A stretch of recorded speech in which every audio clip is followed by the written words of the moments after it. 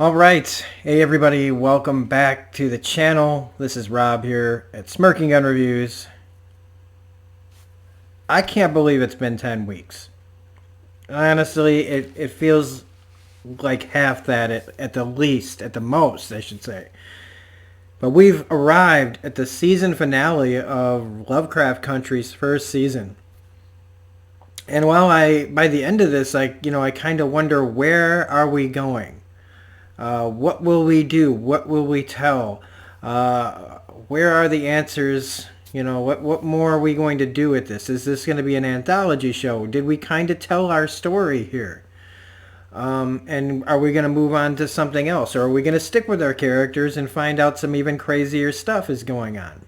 Either way, I believe in the people that are behind this, like Misha Green and Jordan Peele, and the cast and everybody who makes it. I also want to thank everybody, truly, that has been watching my reviews of this. It's been a long, crazy road filled with lots of stuff, man. Like lots of ups and downs. Sometimes my reviews get watched. Sometimes they don't. But you guys in the comment section and just the response to this is, really kind of kept me going through some pretty dark COVID times. Some real difficult times, and I think that this show has been kind of this beacon of my week. It's kind of Sundays is the beginning of the week for a lot of it's the first day of the week really, but for me it's like the last. And going it's a nice way for me to end my week. And so I don't know what I'm really gonna do. I'm actually kind of looking forward to a little break. But we are doing His Dark Materials Season 2 episode-to-episode reviews for sure when that comes up. And that'll be on Sunday nights, I think, in November? I think it's November. But we're here to talk about the season finale of this. And while I was writing down all my notes, I was really trying to think about how to talk about this episode, because this one, we've dealt with a lot of social issues on this show. But this one really feels kind of like this is everything we've done to get to this, and we have mostly a regular episode. A lot of the themes are still there, but just lessened to tell this big, finale story about family and what family does for each other. Doesn't matter what color you are, But in the end, I don't know how long this video is going to be, because the big stuff to talk about is at the end. But the answer, I loved the beginning of this because it kind of shows what's going to kind of happen at the end. They were strong here at the beginning. All about saving Dee, getting Dee fixed. They stopped the curse, but now they have to fix it. They have to reverse it and bring her back. And the whole family is in on this. And, in doing so, Letitia and Tick pass out. They end up in this space that Hannah, his old relative that lived there at Arden, that's his great ancestor. She's explaining to him what's going on, what's happening, and then Letty's got the woman who burned with her talking to her. And I really like this whole thing of explaining everything that's got to kind of happen. But that doesn't even cover the saving Dee, which they do. But talking about magic and how it's a gift to pass on and to not be used for the ways that people like Christina are using it. It was a nice moment for Tick to see his mother, especially for how everything turns out. Saying that he has Montrose's heart and George's integrity. But this episode did throw me for a couple of loops, because I thought things were going a little too well. And especially when they get to the song in the car, that should have been a tell right there. That nice, one nice moment. One nice, real cute moment between all these people that have been through so much. It's kind of like, and I equate it to like a comic book series that's an issue right before a big event where they'll sometimes have a little break before everything goes to hell, and you can kind of have a nice little moment with your characters before everything goes to hell. I like that they brought back, Titus, and they had this whole thing prepared, and they cut a piece out of him. They bring him back and they cut it out of him. I like them going back to the catacombs as well.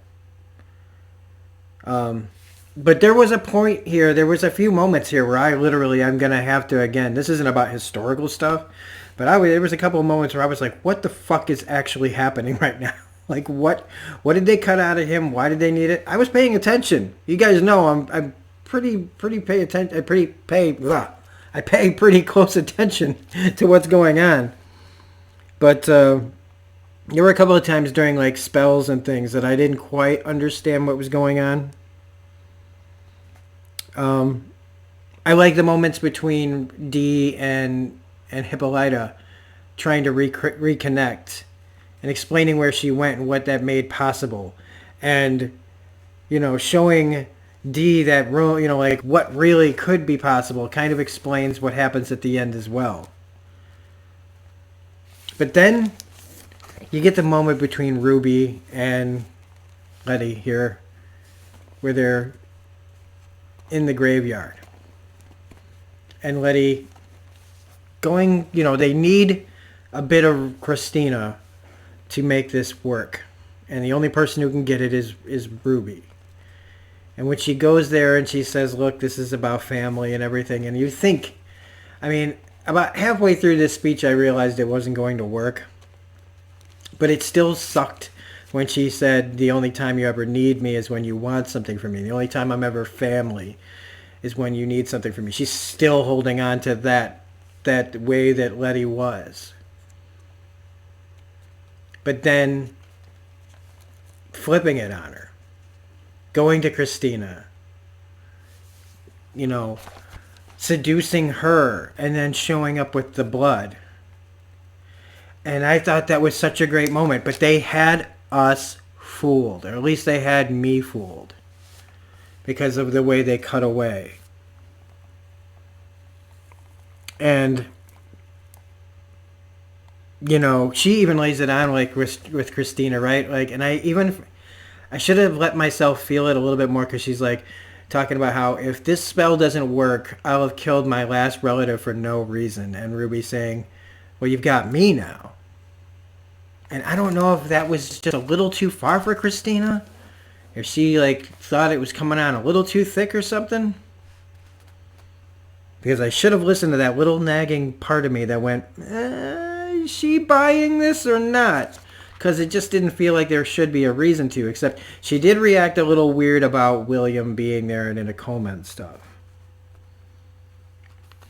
But before they go, on their trip, while they're on their trip to Arden, they have that nice moment in the car where they sing and everything. And it was nice. That's a good song. It's a nice moment. I like Tick leading it at the end.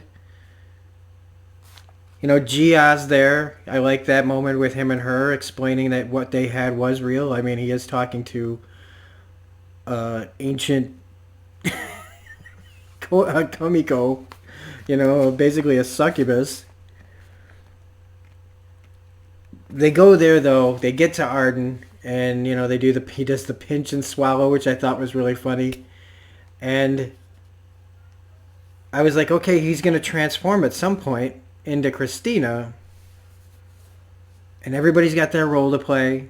They're salt in the earth. There are some of them are on the bridge. Letty's in the tower, and then the other shoe drops. The other shoe drops, and I just went, oh God, no, because it really felt like everything was going a little too smoothly, right? But when Ruby and Letty are talking, and she lets slip, and Letty's like, "What? Who are you?" As soon as I was like, "Oh God, it's Christina," and when she says, "Hey, yeah, remember when you agreed to help me at the graveyard, which wasn't true?" She's like, "Yeah, yeah, whatever. Of course, that's what family for." And I knew a moment before that was Christina, and it didn't. Just like earlier, it didn't. It still hurt. It still hurt because then you find out she's like, Ruby's dead. Is she dead? I don't know. We don't see a body, right? She's like, everything would have been fine. Or, you guys might have even gotten away with it if you hadn't involved Ruby. Now, could Ruby be back, in Chicago, kind of in the same kind of situation as William? Is she maybe in a coma? Is she maybe hooked up to something so that Christina could maybe use her blood to change and into Ruby if she ever needed to? I don't know why. I'm just saying. I'm just spitballing here. But they have a big fight. And I mean, when Letty went over the side again, and she was going to die again, I was about to lose my fucking mind. And I just about did when she hit. As I was just like, no. No. That is not how this goes. Show? Because she walks up and, you see Tick's reaction. She's got the book. And he knows. He knows she figured it out. She tricked them all. She won't say where Letty is. The rest of them were fighting all the racist townsfolk. There were too many of them. Montrose is knocked out. They've got Gia. They've got Hippolyta. And as far as they know, Letty's dead. And Dee's out in the car where the freaking little monsters are running around. And I mean, as I keep waiting for something good to happen, and it doesn't. And she cuts his arms open, and she's drenching herself in his blood, and power's going into him when Letty wakes up. And I was glad. I was so glad. The spell was still there. Which, what does that mean? Because it was taken away. So really, somebody fill me in on that one. But she makes it back and just in time to see Tick, and he sees that she is alive, and that's a comfort to him as he dies. She gets to mouth, "I love you," but she can't stop what is happening, I guess, and he dies. But Letty sticks Christina in the heart or in the back to kill her, but this time the spell has worked and she has become immortal. But Letty's not ready to give up yet, which is great. I love, again, Letty's one of the greatest characters of this year. Easily top 3 best characters of the year for television. And she starts doing her spell, and they needed to connect. Christina's laughing it off. It's too late, blah, blah, blah.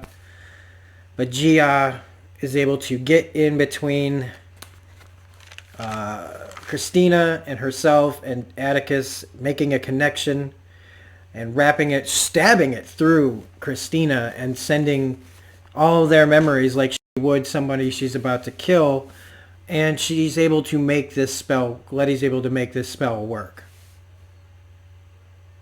And now, as she says at the end, that you're banned, basically. You're done with magic. All white people are done with magic. And it's ours now. But unfortunately, Atticus is still dead.